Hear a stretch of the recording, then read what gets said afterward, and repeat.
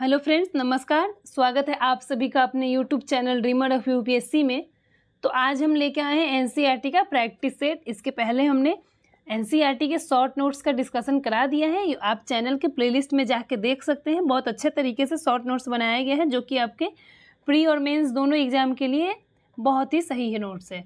ठीक है, तो आज हम प्रैक्टिस सेट के बारे में बात करेंगे जिसमें हम क्लास 6 हमारे अतीत जो बुक का नाम है उसके चैप्टर 5 राज्य, राजा और एक गणराज्य का प्रैक्टिस सेट लगाएंगे। ठीक है, समय को बर्बाद ना करते हुए हम बढ़ते हैं अपने प्रश्न की तरफ। जो हमारा पहला प्रश्न है वो ये है कि निम्नलिखित में से कौन से उत्तर वैदिक ग्रंथ हैं।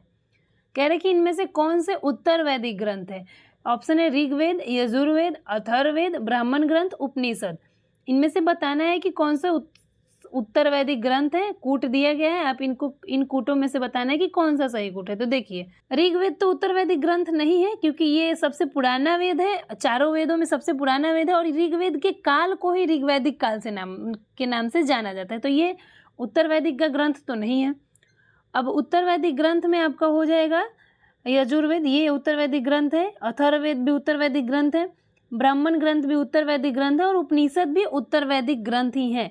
इन सब की रचना उत्तर वैदिक काल में की गई थी, जबकि ऋग्वेद की रचना ऋग्वैदिक काल में की गई थी। ठीक है, तो इसका सही आंसर है डी, केवल 2, 3, 4 और 5। तो सही आंसर हो गया डी। बढ़ते हैं नेक्स्ट प्रश्न की तरफ।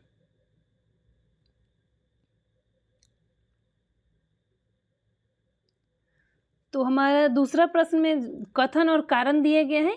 इनमें से हमें बताना है कि कौन सा सही है। ठीक है, कथन क्या कह रहा है कि उत्तर वैदिक काल में प्रायः महिलाओं को शूद्रों के समान माना गया था।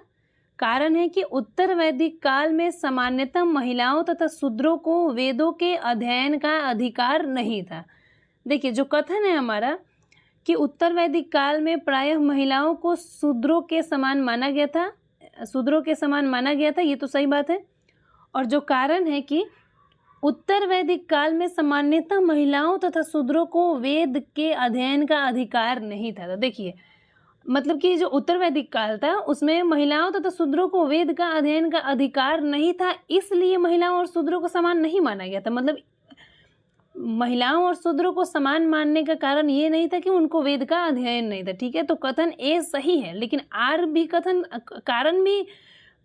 ए सही है लेकिन आर ए का सही स्पष्टीकरण नहीं है। तो इसका सही आंसर हो जाएगा बी, कि ए और आर दोनों सही हैं लेकिन आर ए का सही स्पष्टीकरण नहीं है। देखिए, ये भी बात सही है कि उत्तर वैदिक काल में महिलाओं तथा शूद्रों को वेद का अध्ययन का अधिकार नहीं था, लेकिन इसी की वजह से महिलाओं और शूद्रों को एक समान माना गया था। ये सही नहीं है। ठीक है, तो इसका सही आंसर हो जाएगा बी। हम अपने तीसरे प्रश्न की तरफ बढ़ते हैं। तीसरा प्रश्न क्या कहता है कि वैदिक काल के संदर्भ में निम्नलिखित कथनों पर विचार कीजिए। ठीक है, पहला कथन क्या है कि क्षत्रिय और वैश्य दोनों को ही यज्ञ करने का अधिकार प्राप्त था। दूसरा कथन है कि शूद्रों को अछूत माना जाता था। तीसरा है सभी वर्गों का निर्धारण जन्म के आधार पर होता था। कह रहा है कि उपयुक्त कथनों में से कौन से कथन सही हैं। 3 कथन दिया गया है, तीनों में से कौन से कथन सही हैं ये बताना है। ठीक है, तो देखिए, हमारा पहला कथन है कि क्षत्रिय और वैश्य दोनों को ही यज्ञ करने का अधिकार प्राप्त था, ये सही बात है। शूद्रों को अछूत माना जाता था, ये गलत बात है, ये सही नहीं है। क्योंकि देखिए, वर्णों को जब विभाजन किया गया था तो 4 वर्ण में विभाजन किया गया था, ब्राह्मण, क्षत्रिय, वैश्य, शूद्र, और एक अलग से अछूत वर्ग बनाया गया था। तो शूद्रों को अछूत नहीं माना जाता था, अछूत वर्ग का एक अलग ही मतलब वर्ग बनाया गया था अछूत लोगों का। तीसरा है कि सभी वर्गों का निर्धारण जन्म के आधार पर होता था, ये सही है। तो पहला और तीसरा कथन सही है, तो इसका सही आंसर हो जाएगा सी। ठीक है, कैसे सही है ये भी हमने बता दिया। चौथा प्रश्न की तरफ चलते हैं। जो हमारा चौथा प्रश्न है वो ये है कि वैदिक काल के संदर्भ में निम्नलिखित कथनों पर विचार कीजिए। वैदिक काल के संदर्भ में निम्नलिखित कथनों पर विचार कीजिए। पहला कथन है कि ब्राह्मणों द्वारा बनाई गई वर्ण व्यवस्था सभी के द्वारा पूर्णतः स्वीकार नहीं की गई। दूसरा है कि उपमहाद्वीप के पूर्वोत्तर क्षेत्र में पुरोहितों का प्रभाव बहुत सीमित था। कह रहा है कि उपर्युक्त कथनों में से कौन से कथन सही हैं, बताना है आपको। ये वैदिक काल के संदर्भ में कथन है। तो पहला कथन हमारा एक फिर से पढ़ लेते हैं कि ब्राह्मणों द्वारा बनाई गई वर्ण व्यवस्था सभी के द्वारा पूर्णतः स्वीकार नहीं की गई। तो ये बात सत्य है कि जो ब्राह्मण वर्ण व्यवस्था बनाए थे, जिसमें चार वर्ग में बांटे थे, ब्राह्मण, क्षत्रिय, वैश्य, शूद्र, तो इनके द्वारा जो बनाई गई वर्ण व्यवस्था था वो सबको स्वीकार नहीं किया था, क्योंकि कई लोगों ने क्या किया था कि मतलब जो कुछ राजा होते थे वो स्वयं को पुरोहित से श्रेष्ठ मानते थे, वो स्वयं को ब्राह्मण से भी श्रेष्ठ मानते थे। कुछ लोग जन्म के आधार पे भी वर्ण निर्धारण सही नहीं मानते हैं, और कुछ लोग तो ऐसे थे कि व्यवसाय के आधार पर लोगों के बीच भेदभाव उचित नहीं समझते थे, जबकि कुछ लोग चाहते थे कि अनुष्ठान संपन्न करने का अधिकार सबका हो। कई लोगों ने छुआछूत की आलोचना भी की। तो इस प्रकार ये कथन सही है कि ब्राह्मणों के द्वारा बनाई गई वर्ण व्यवस्था सभी के द्वारा पूर्णतः स्वीकार नहीं की गई, ये कथन सही है। दूसरा कह रहा है कि उपमहाद्वीप के पूर्वोत्तर क्षेत्रों में पुरोहितों का प्रभाव बहुत सीमित था। तो सही बात है, उपमहाद्वीप के पूर्वोत्तर क्षेत्र जैसे कई इलाकों में सामाजिक आर्थिक असमानता बहुत कम थी, क्योंकि यहाँ पुरोहितों का प्रभाव भी बहुत सीमित था। तो ये भी कथन सही है। तो इसका सही आंसर हो जाएगा सी, 1 और 2 दोनों कथन सही है। ठीक है, पांचवा प्रश्न देखते हैं। पांचवा प्रश्न है कि पुरातत्वविदों ने जनपद नामक इकाइयों की कई बस्तियों की खुदाई की है। ये जनपदीय बस्तियां निम्नलिखित में से किस स्थान पर स्थित है? ठीक है, देखिए, पुराना किला दिल्ली, हस्तिनापुर मेरठ, अतरंजी खेरा एटा, इनमें से कौन सा स्थान कहाँ सही है ये आपको बताना है। तो पुराना किला हमने पढ़ा है कि दिल्ली में है, सही बात है। हस्तिनापुर मेरठ ये भी सही है। अंतरंजी खेरा एटा में है, ये भी सही बात है। तो इसका सही आंसर हो जाएगा डी, 1 और 2 3 सही है। ये तीनों जनपद की बस्तियां थी, जब खुदाई की गई थी तो इनका पता चला था। आप शॉर्ट नोट्स में जाके वीडियो देखेंगे तो हमने सब अच्छे तरीके से बताया, आप देख सकते हैं। छठे प्रश्न की तरफ चलते हैं। छठा प्रश्न हमारा ये है कि महाजनपदों के संदर्भ में निम्नलिखित कथनों पर विचार कीजिए। पहला कथन है कि महाजनपदों की कई राजधानियों में किलेबंदी की गई थी, सही बात है। दूसरा है कि राजा सेना रखने लगे थे जिसने वेतन दिया जाता था। वेतन का संपूर्ण भुगतान आहत सिक्कों के रूप में किया जाता था। देखिए, अभी यहीं पे कंफ्यूजन हो गया। देखिए, जो वेतन का भुगतान होता था वो संपूर्ण भुगतान आहत सिक्कों में नहीं होता था, बल्कि कुछ भुगतान आहत सिक्कों में होता था, संपूर्ण नहीं। ठीक है, तो ये कथन 2 गलत हैं। तो सही आंसर इसका हो जाएगा केवल ए। ध्यान देने वाली बात है कि संपूर्ण भुगतान नहीं बल्कि कुछ भुगतान। छठा प्रश्न देखते हैं, हमारा सातवां प्रश्न है कि महाजनपदों की कर प्रणाली के संदर्भ में निम्नलिखित कथनों पर विचार कीजिए। जो महाजनपद में कर की प्रणाली थी उसके संदर्भ में है। पहला कथन है कि प्रायः उपज का 1/3वां हिस्सा, 1/3 हिस्सा कर के रूप में निर्धारित किया जाता था, जिसे भाग कहा जाता था। दूसरा है कि कारीगरों को श्रम के रूप में कर का भुगतान करना होता था। इनमें से कौन से कथन सही हैं ये बताना है। ठीक है,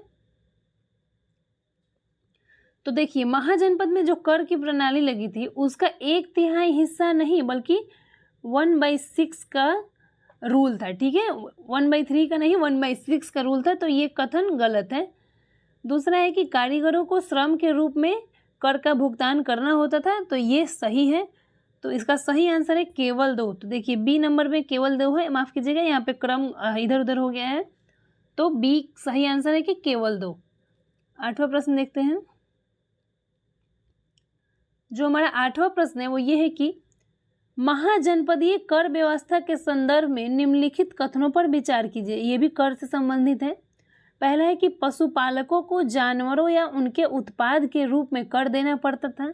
दूसरा है व्यापारियों को सामान खरीदने बेचने पर भी कर देना पड़ता था। तीसरा है आखेटक और संग्राहक कर से पूर्णतः मुक्त थे।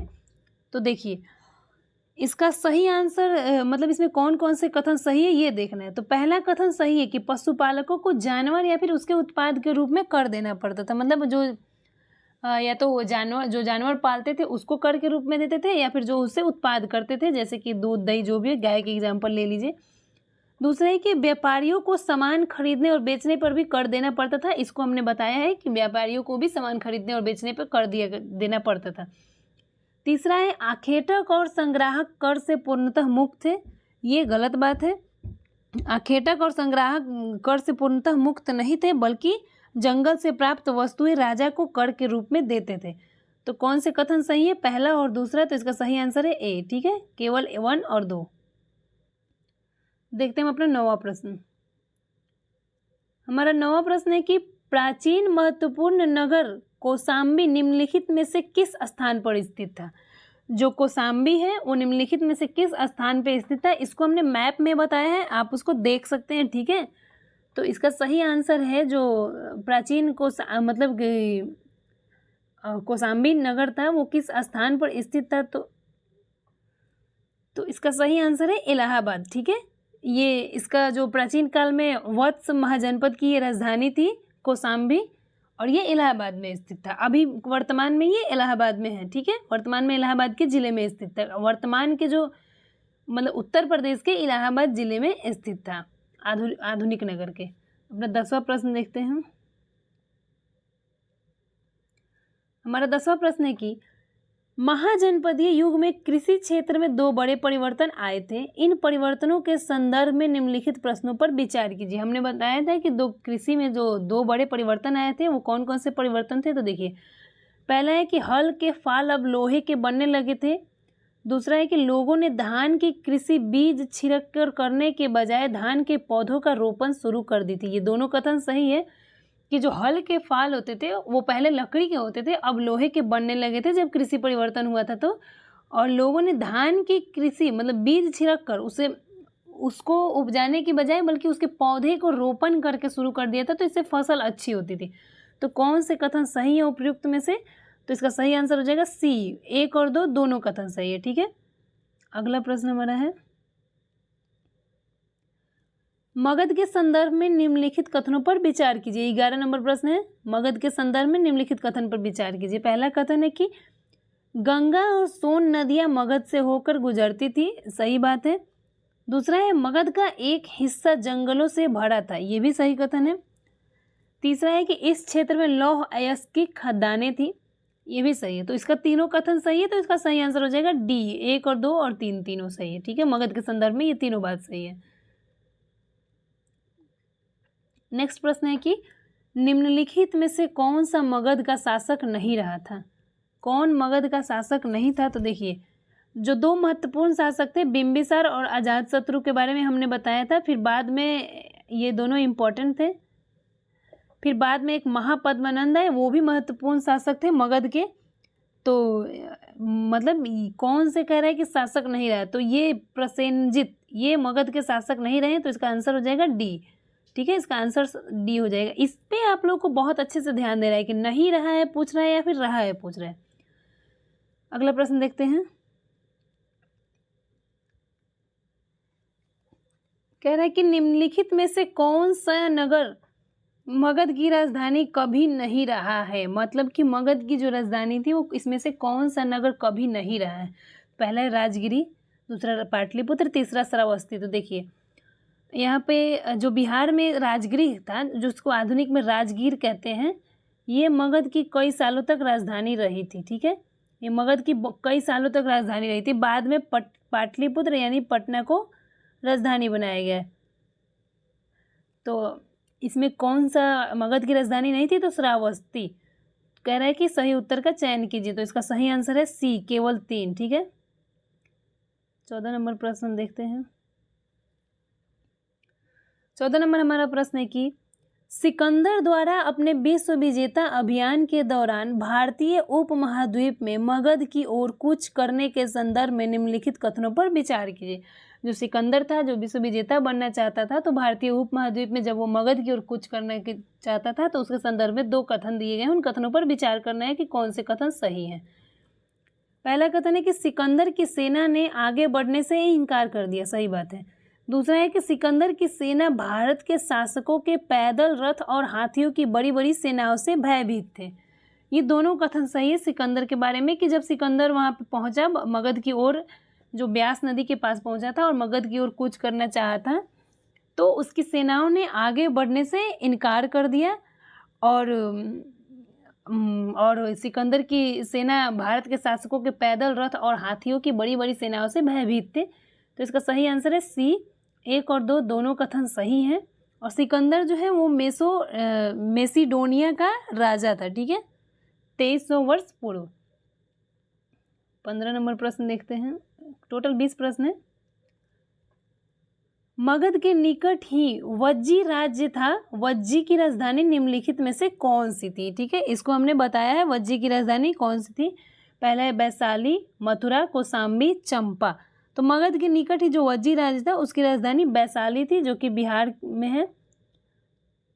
तो मगध की जो वज्जी राज्य था उसकी राजधानी वैशाली, बिहार। 16 नंबर हमारा प्रश्न है कि गण या संघ के संदर्भ में निम्नलिखित कथनों पर विचार कीजिए। इसको भी हमने शॉर्ट नोट्स में बताया है कि गण या संघ किसे कहते हैं। कथन है कि एक ही शासक के अधीन एक विशाल राज्य क्षेत्र गण या संघ कहलाता है। दूसरा है बुद्ध तथा महावीर दोनों ही गण या संघ से संबंधित हैं। उपरोक्त में से कौन से कथन सही हैं? तो देखिए, गण शब्द का जो प्रयोग था ना वो कई सदस्यों वाले समूह के लिए किया जाता था। संघ शब्द का तात्पर्य संगठन तथा सभा से है। तो एक ही शासक से नहीं बल्कि कई सदस्यों वाले समूह के लिए किया जाता था गण का शब्द का प्रयोग। और ये बात सही है कि बुद्ध तथा महावीर दोनों ही गण या संघ से संबंधित थे। तो इसका सही आंसर है केवल 2। तो सही आंसर हो गया बी। 17 नंबर प्रश्न हम अपने पढ़ते हैं। 17 नंबर प्रश्न है कि गणों या संघों पर निम्नलिखित में से किस शासक ने विजय प्राप्त की थी? ठीक है, गणों या संघों पर पहला है मौर्य, दूसरा है गुप्त, तीसरा कुषाण, चौथा सातवाहन। तो इसका सही आंसर है कि मतलब गुप्त शासकों ने जो है वो गण और संघ पर विजय प्राप्त करने से उन्हें ये राज्य मिला था। तो सही आंसर इसका बी है। ठीक है, इसको आपको याद करना है। फैक्ट है कि कई शक्तिशाली राजा इन संघों को जीतना चाहते थे, लेकिन इसके बावजूद भी उनका राज्य अब से लगभग 1500 वर्ष पूर्व तक चलता रहा। ठीक है, इसके बाद गुप्त शासकों ने गण और संघ पर विजय प्राप्त कर उन्हें राज्य में मिला दिया।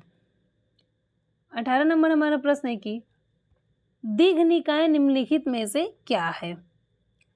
जैन ग्रंथ, बौद्ध ग्रंथ, ब्राह्मण ग्रंथ, उपनिषद। तो हमने अपने नोट्स में बताया है कि दीघ निकाय बौद्ध ग्रंथ है, एक प्रसिद्ध बौद्ध ग्रंथ है जिसमें बुद्ध के कई व्याख्यान हैं। इन्हें लगभग 2300 वर्ष पूर्व में लिखा गया था। तो सही आंसर बी हो जाएगा। 19 नंबर प्रश्न है कि अजात शत्रु वज्जी संघ पर आक्रमण करना चाहता था। उसने उस विषय पर सलाह के लिए अपने एक मंत्री को बुद्ध के पास भेजा था। अजात शत्रु के उस मंत्री का नाम निम्नलिखित में से क्या था? ठीक है, अजात शत्रु जो था वो वज्जी संघ पर आक्रमण करना चाहता था। तो उसने इस बारे में सलाह के लिए अपने एक मंत्री को बुद्ध के पास भेजा था। तो किस मंत्री को बुद्ध के पास भेजा था? तो इसका सही आंसर है वसस्कार सही आंसर है। इन्होंने अपनी जो वज्जी संघ पर आक्रमण करना चाहता था तो इसके बारे में इसी मंत्री को भेजा था। जो हमारा 20वां प्रश्न है और लास्ट प्रश्न है कि